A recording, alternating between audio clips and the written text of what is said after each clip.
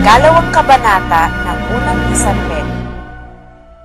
Kaya't sa paghihiwalay ng lahat ng kasamaan at lahat ng pagdaraya at pagpapaimbabaw at mga pananaghili at ng lahat ng panglalait, gaya ng mga sanggol na bagong panganak, ay nasain ninyo ang gatas na walang daya na ukol sa Espiritu, upang sa pamamagitan nito'y magsilago kayo sa ikaliligtas.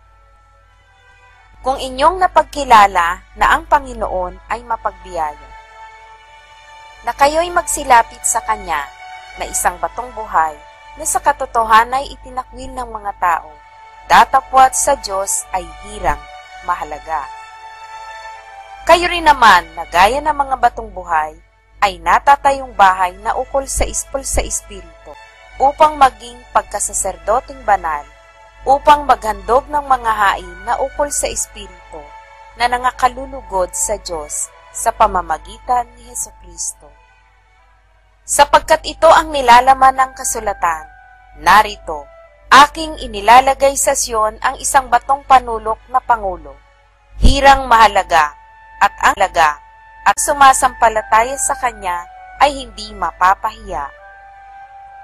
Sa inyo ngang nangananampalataya, siya'y mahalaga, datapot sa hindi nangananampalataya, ang batong itinakwil ng nagsisipagtayo ng bahay, siyang naging pangulo sa panulok. At batong katitisuran, at bato na pangbuwal, sapagkat sila ay natitisod sa salita, palibhasa'y mga suwail, na dito rin naman sila itinalaga. Datapot kayong isang lahing hirang, makaharing pagsaserdote, bansang banal, bayang pag-aaring sarili ng Diyos, upang inyong ipahayag ang mga karangalan niyaong tumawag sa inyo, mula sa kadiliman, hanggang sa kanilang kagilagilalas na kaliwanagan. Na nang nakaraang panahon ay hindi bayan, datapot ngayon bayan ng Diyos, na hindi nagsipagkamit ng awa, datapot ngayon nagsipagkamit ng awa. Mga minamahal, ipinamamanhi ko sa inyong tulad sa mga nangingibang bayan at nagsisipaglakbay, na kayo'y magsipagpigil sa mga masamang pita ng laman, na nakikipaglaban sa kaluluwa. Na kayo'y mangagkaroon ng titimang ugali ng mga hintil, upang sa mga bagay na ipinagsasalita nila, laban sa inyong tulad sa nagsisigawa ng masama, dahil sa inyong mabubuting gawa na kanilang nakikita, ay purihila ang Diyos sa araw ng pagdalaw. Kayo'y pasakop sa bawat palatuntunan ng tao, alang-alang sa Panginoon, maging sa hari na kataas-taasan. O sa mga gobernador na sinugo niya sa paghihiganti sa nagsisigawa ng masama at sa kapurihan ng nagsisigawa ng mabuti. Sapagkat siyang kalooban ng Diyos, na dahil sa paggawa ng mabuti, ay inyong mapatahimik ang kamangmangan ng mga taong palalo. Na gaya ng kayo'y mga laya, at ang inyong kalayaan ay hindi ginagamit na balabal ng kasamaan, kundi gaya ng mga alipin ng Diyos. Igalang ninyo ang lahat ng tao.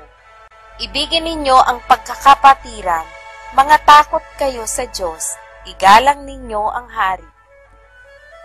Mga alila, kayo'y magsisuko na may buong takot sa inyong mga Panginoon, hindi lamang sa mabubuti at mahihinahon, kundi naman sa mababagsik.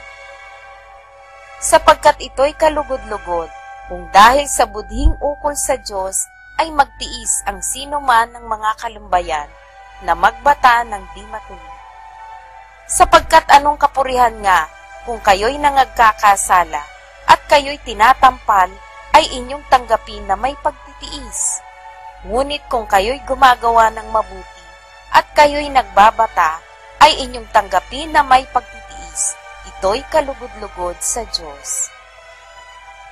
Sapagkat sa ganitong bagay kayo'y tinawag, sapagkat si Kristo man ay nagbata dahil sa inyo, na kayo'y iniwanan ng halimbawa upang kayo'y mangagsisunod sa mga hakbang niya. Na siya'y hindi nagkasala o kinasumpungan man ng daya ang kanyang bibig, na nang siya'y alipustain, ay hindi gumanti ng pag-aalipusta.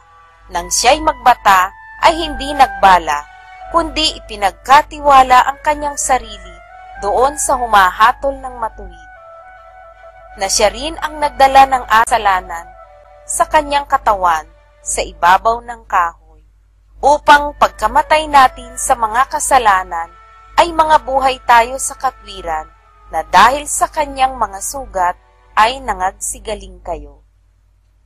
Sapagkat kayo'y gaya ng mga tupang nangaliligaw, datapot ngayon ay nangabalik kayo sa pastor at obispo ng inyong mga kaluluwa.